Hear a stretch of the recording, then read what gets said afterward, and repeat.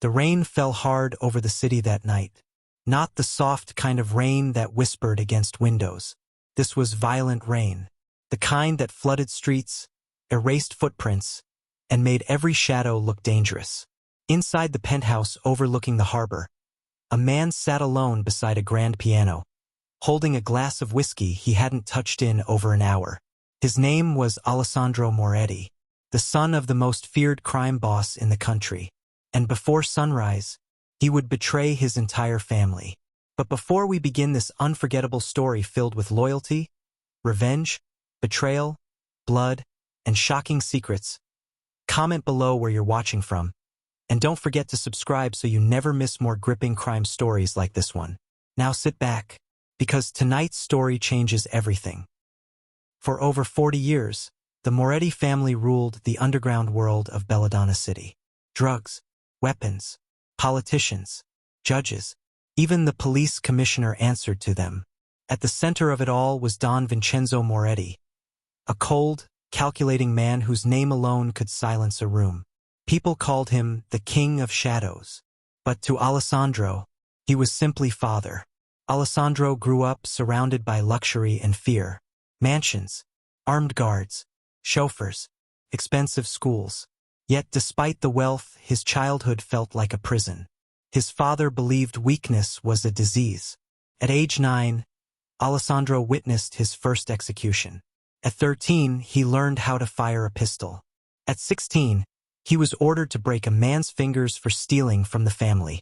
And at 28, he became heir to the empire. Everyone respected him. Everyone feared him. But nobody knew the truth. Alessandro Moretti hated the life he was born into. Her name was Sofia Romano. She wasn't supposed to matter. She worked at a small bookstore downtown, far from the luxurious districts where mafia families dined and politicians made dirty deals. Alessandro met her by accident. One rainy afternoon, his car broke down near her shop. Furious and impatient, he stepped inside while waiting for his driver. Sofia looked at him once and said, "You look like a man carrying too many ghosts." Nobody had ever spoken to him that way before. Not with fear, not with admiration, just honesty. He returned the next day, and the next. Soon, Alessandro began spending hours inside the bookstore, pretending to browse novels while secretly escaping the darkness of his real life. For the first time in years, he felt human, but love and the mafia could never coexist peacefully. Don Vincenzo discovered the relationship within weeks. Nothing escaped him. One evening, Alessandro was summoned to the family estate. The dining room was silent except for the sound of knives against porcelain plates. His father sat at the head of the table. His uncle Marco smoked quietly near the fireplace, and his younger cousin Luca watched with amusement. Then Vincenzo spoke. "You're becoming distracted." Alessandro stayed calm. "It's just a woman." The Don's eyes narrowed. "There is no such thing as just a woman." Silence. Then Vincenzo placed a photograph on the table. A picture of Sofia leaving the bookstore. Alessandro's stomach tightened. "If she becomes a weakness," Vincenzo said softly, "I will remove her." That night, Alessandro realized something horrifying. His father would kill the woman he loved without hesitation. And suddenly, the empire he inherited no longer felt like a kingdom, felt like a cage. 3 months later, Alessandro uncovered something that changed his life forever. It began with a ledger, hidden inside a locked office beneath the Moretti casino. At first, it looked like ordinary financial records. But buried among transactions and coded payments was one file marked Operation Saint. Curious, Alessandro opened it. What he discovered made his blood run cold. Years earlier, the Moretti family had ordered the murder of a federal prosecutor investigating corruption. Collateral damage included the prosecutor's wife and young daughter. The daughter survived, adopted under a different name, raised far away from Belladonna City. Alessandro stared at the file in disbelief, because the girl's photograph looked painfully familiar. It was Sofia. For days, Alessandro couldn't sleep. His own family had destroyed Sofia's life. and she had no idea. Every moment beside her became unbearable. Every kiss felt poisoned by lies. Finally, he told her the truth. At first, Sophia laughed in disbelief. Then she saw the documents, the signatures, the photographs, the police reports buried by corruption. And slowly, her face broke apart. "You knew these people?" she whispered. "They're my family," Alessandro admitted. Sophia stepped backward as if he were a monster. "You're one of them." "No," he said desperately. "I'm trying not to be." But some truths cut too deep to heal. Sophia vanished the next morning. No goodbye, no message, nothing. And that was the moment Alessandro made his decision. The Moretti Empire had to fall, even if it meant betraying everyone he had ever known. Betraying the Mafia was a death sentence. But Alessandro had something priceless: access. He secretly contacted federal agent Daniel Hayes, the same investigator who had spent years trying to destroy the Moretti family. Their first meeting took place inside an abandoned church at midnight. Daniel arrived armed, suspicious, ready for a trap. But Alessandro placed a flash drive on the altar. It contains bank accounts, judges on payroll, shipment routes, everything. Daniel stared at him carefully. "Why are you doing this?" Alessandro hesitated, then answered, "Because monsters shouldn't inherit the earth." From that moment forward, Alessandro became the most dangerous man in the city. A mafia prince secretly helping the government dismantle his own bloodline. Meanwhile, Don Vincenzo sensed betrayal. Shipments were being intercepted, safe houses raided, officials disappearing. Someone close to him was leaking information. At first, suspicion fell on rival families, then on corrupt politicians. But Uncle Marco noticed something strange. Alessandro had stopped attending meetings regularly. He seemed distant, distracted, guilty. Marco began watching him closely, and one night, he followed him. Rain hammered the streets as Alessandro entered a hidden warehouse to meet Agent Hayes. Inside, they exchanged files and discussed witness protection plans. But outside, Uncle Marco watched everything from his car. The betrayal, the agents, the evidence. His own nephew working with the enemy. Marco's face hardened with rage. "You stupid boy," he whispered. That night, he informed Don Vincenzo. The old Don listened silently. No anger, no shouting, just disappointment. Then he gave a single order: "Bring my son to me."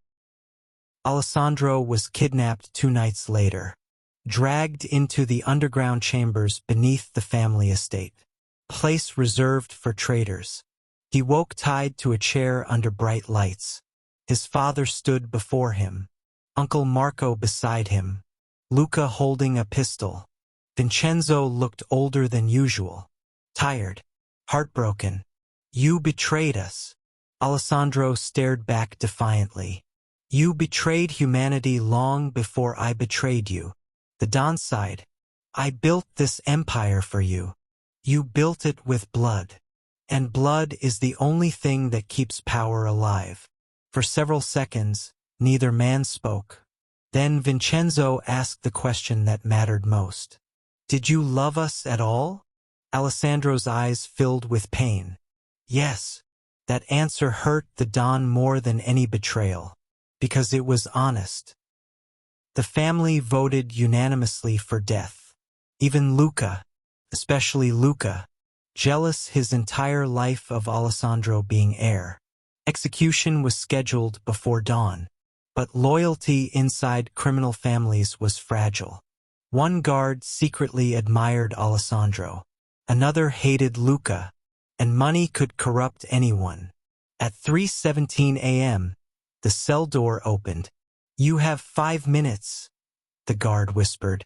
Alessandro escaped through underground tunnels beneath the estate while alarms exploded across the property. Gunfire erupted. Cars raced through the rain-soaked streets.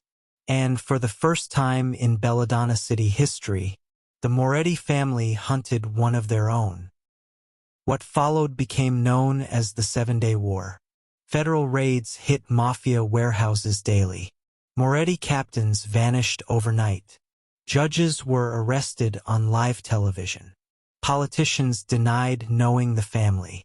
Cowards switched sides instantly. The empire began collapsing, and Alessandro became both hero and villain depending on who told the story. To law enforcement, he was the insider who finally cracked the organization. To criminals, he was Judas, the son who sold his bloodline. But Alessandro didn't care anymore. He only wanted one thing: to find Sofia before the war consumed them both. He found her hiding in a coastal town hours away from the city. When she opened the door and saw him standing there bruised and exhausted, fear crossed her face first, then sadness. "You shouldn't be here," she whispered. "They'll kill you. They're already trying." For several moments, neither moved. Then Alessandro finally said the words he'd carried for months. "I'm ending it all." Sofia stared at him carefully. "Why?" "Because if I don't, innocent people keep dying." The silence that followed felt endless. Then Sofia stepped aside. "Come inside." Federal agents surrounded the Moretti estate 2 days later. Helicopters circled overhead. News reporters flooded the streets. Inside the mansion, Don Vincenzo sat calmly in his office, drinking wine as chaos erupted around him. Uncle Marco wanted war. Luca wanted escape. But Vincenzo simply looked tired. When agents finally breached the office doors, they found the old Don alone beside the window. He raised no weapon, offered no resistance. As they handcuffed him, he asked only one question. "My son, is he alive?" Nobody answered. Luca refused to surrender. He blamed Alessandro for everything: the raids, the arrests, the humiliation. Driven by hatred, he tracked Alessandro to the coastal town. The confrontation happened at sunset near the cliffs overlooking the ocean. Waves crashed violently below. Luca pointed a gun at his cousin. "You destroyed the family." Alessandro shook his head sadly. "The family destroyed itself." Sofia stood frozen nearby. Then Luca pulled the trigger. But Alessandro moved first. One shot echoed across the cliffs. Luca collapsed instantly. Silence followed. Only the sound of the sea remained. Alessandro stared at his cousin's body with empty eyes. Another life lost to the empire. Another grave built from greed and violence. And suddenly, he felt exhausted beyond words. 5 years passed. Belladonna City changed. The Moretti Empire became history told in documentaries and whispered conversations. Most surviving members either disappeared, died, or remained imprisoned. Don Vincenzo passed away quietly inside federal prison at age 76. His final letter contained only one sentence addressed to Alessandro. "You chose peace over power. Perhaps you were stronger than me after all." Alessandro never responded. He and Sofia eventually opened a bookstore by the sea. Small, quiet, peaceful. For the first time in his life, Alessandro woke without fear. No bodyguards, no guns, no blood on his hands. Sometimes tourists recognized him from old news stories. Sometimes strangers whispered his family name. But none of it mattered anymore, because the empire was gone, and the cycle of violence finally ended. One evening, as the sun disappeared beneath the horizon, Sofia asked him softly, "Do you regret betraying them?" Alessandro looked out toward the endless ocean, then answered, "No." He took her hand gently.